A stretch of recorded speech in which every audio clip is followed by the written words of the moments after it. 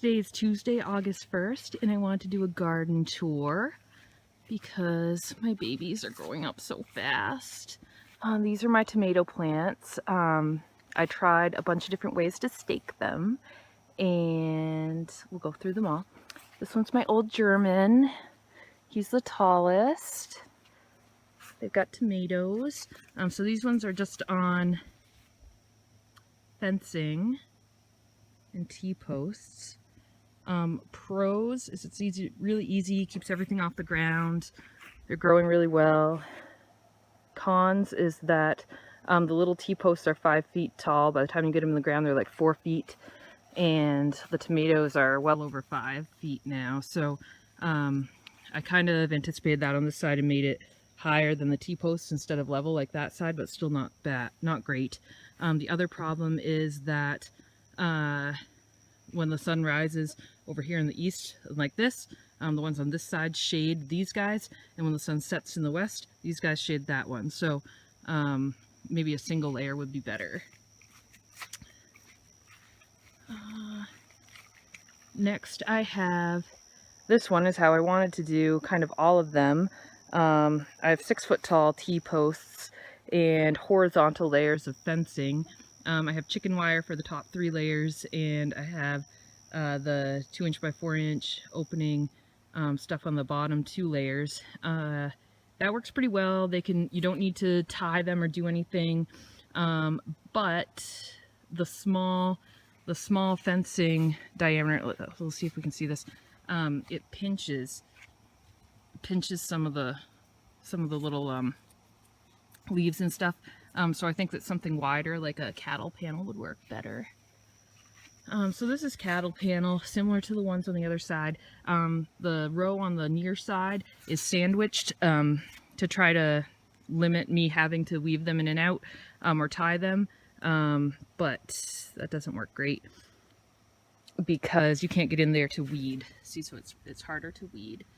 So then again, it's harder for disease. Oh, one thing I want to say about diseases. I think that this one got some sort of a wilt disease. One day the tops were just wilted, and then the next day the whole thing was wilted, and I gave it water and nothing happened. So I hope that the copper sulfate and stuff that I'm putting on them will protect the other ones from getting it, but I think that one has died due to a wilt disease. That was last week or the week before, 2 weeks ago maybe. But anyway, I think the cattle panel works better because you can really see it over here. You can just weave them in and out. Works great. They spread out. As far as pruning them went, I pruned them pretty heavily at first, and then I was thinking that's just going to make them grow taller. So I think that next year, what I would like to do is do no pruning until maybe like August 1st, like maybe like now, and then start pruning them so that they can mature the fruit, and then maybe, you know, at the end of August, snip the tops off to let them just kind of fill out the fruit they have and stop growing taller, especially all these indeterminates. The other thing is I stupidly grew mostly determinate varieties in this fence, which would have worked really a lot better for the determinants, but whatever. And that one I crushed when I was putting them together. My onions have never been better. I think it's because they're getting so much water and we're good at weeding. These came from plants when I went to the Fedco seed or the Fedco tree sale. The ones on the end are like a storage onion. These are, I think, Azalea Craig or something, or Walla Walla. I can't remember. These are red onions. They didn't look so hot. These onions I grew from seed, and they're either the other one, the something Craig, or the Walla Walla, whatever the opposite is of the other ones. I'll look at the seed package. These are all garlics and bulbs or whatever that grew up from last year. I've moved my garlic to the other side. Asparagus, apparently in companion gardening, asparagus and garlic don't grow well together, so I'm going to move the asparagus over to that corner, I think, maybe in the fall. Our cabbages are looking lovely. Ethan stole one, so there's a gap. But they look beautiful. This is a gap where we had some cauliflower. We just have a few left, but it's looking beautiful. There's our broccoli. We harvested all the big heads already, and there's a little spinach or something coming up there. But we harvested all the big heads already, and we just harvested more of the little babies. We've done that a couple of times. Here's the lettuce. I planted that in May, but it unfortunately got out of hand before we harvested it. So this area, this row, I made boxes last fall, and I planted some beets and I planted some Swiss chard and stuff like that, and it didn't come up. So in the spring, I hoped that it would come up earlier and that they would kind of overwinter. Didn't happen. Next year I think I'd plant it a little earlier and put more plastic over it or something, and I think it might come up then. So I plant my green beans every 3 weeks. These ones have been harvested maybe like 4 times. I just harvested them again today. I think that maybe they have one more session, then we'll tear them up and maybe put more green beans here. They take about 2 months to grow, so I think that we have the ability to do that. Kale sucked. This is all Swiss chard from last year that grew up, and this too. My new Swiss chard sucked. Beets. We've harvested them a couple of times, but the deer ate the tops off. And then this was arugula that didn't do well, so I pulled it up and planted beets. So we'll have a second harvest of beets.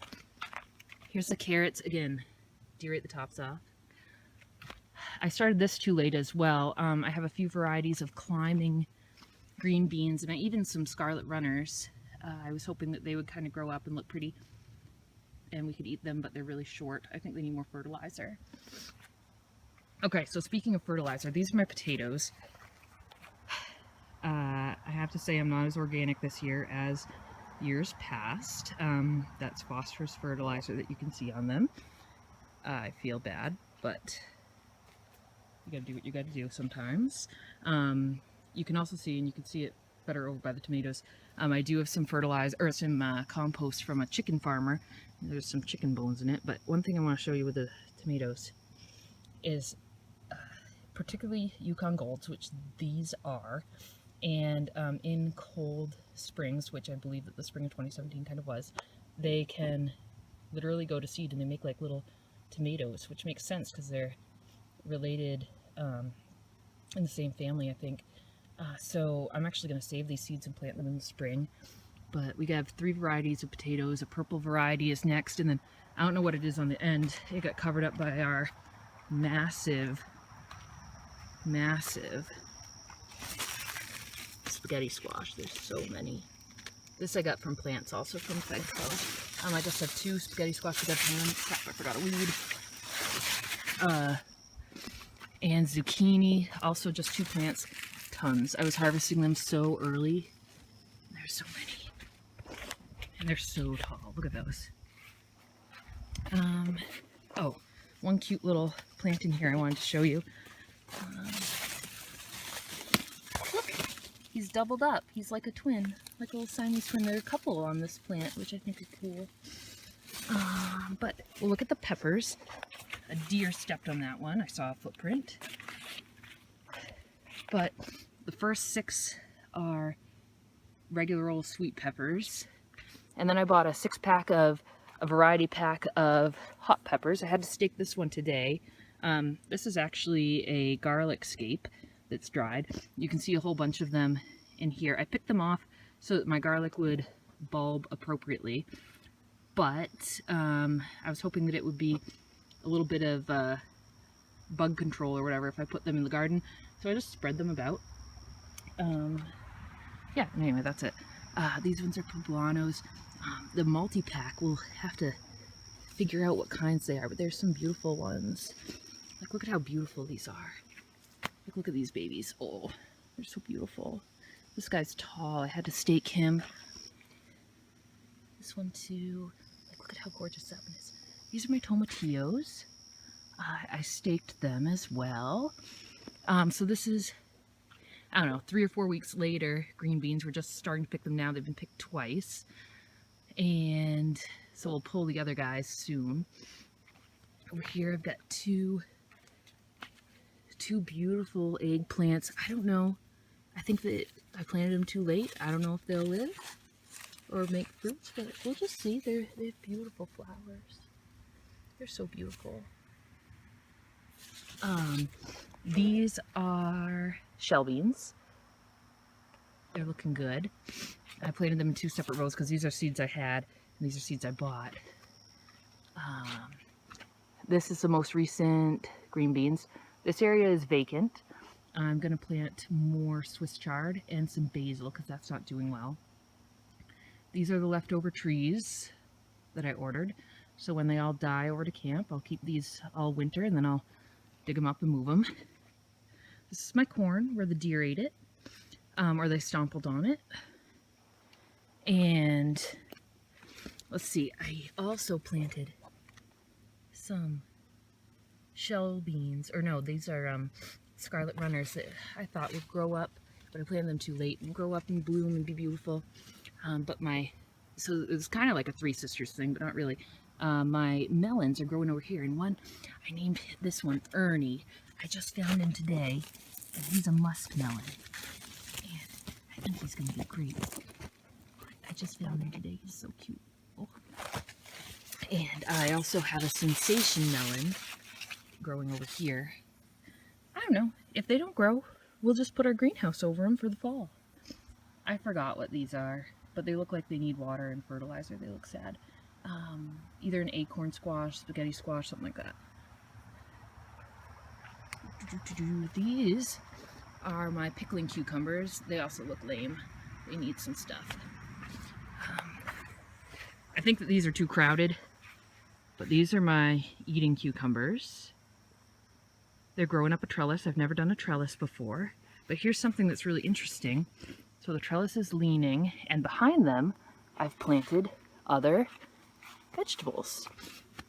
So there's not a lot of space way back, but one thing you can see, these beautiful cucumbers are coming. And I planted these too late, unfortunately. I planted them in June, but they're going to be nice and straight this way. Beautiful. I have the soaker hose on them so that all the bees were coming by today and pollinating them, and the, water wasn't keeping them away. This is arugula. We'll harvest that soon. Mom just weed whacked, so that's why the things are kind of messy. There's some spinach, beets, lettuce, like romaine, baby bok choy, more beets. There's some carrots, and I put some radishes in there just for fun. These are my replacement broccolis. When we get rid of the broccolis, I'll move them over so that they have more room to grow. But I thought that this would shade them and keep them from getting too hot. Some kale. I just leave that there. I think it'll be okay. Probably won't get too tall. Rhubarb. There's still some left. I might try to make a rhubarb wine or something. I don't know if there's enough for that. I have a bunch of rhubarb juice in the freezer, and I don't know what to do with it. So these I've never grown before. These are Jerusalem artichokes, also known as sunchokes. They're perennials. They have beautiful yellow flowers. I got them from the Natural Living Center, and I just planted them. They have tubers at the bottom that are kind of like potatoes, but they're perennial. So I think that that's it. For next year, I kind of want to build a beautiful arch to grow cucumbers and flowers and beans and things like that over, maybe like some melons and gourds, and then right in the middle, like right where those beans are, have that archway, have a hammock inside, and then on either side, do like tomatoes way in the back and corn where it's really tall, and then closer up do shorter and shorter vegetables. So it's just a beautiful place to look at. But yeah, so that's the garden as of August 1st. We'll update with the garlic and my other tomatoes and my other tomatoes and that little guy and the herb garden. We'll do all that later, but these are my babies. Bye bye.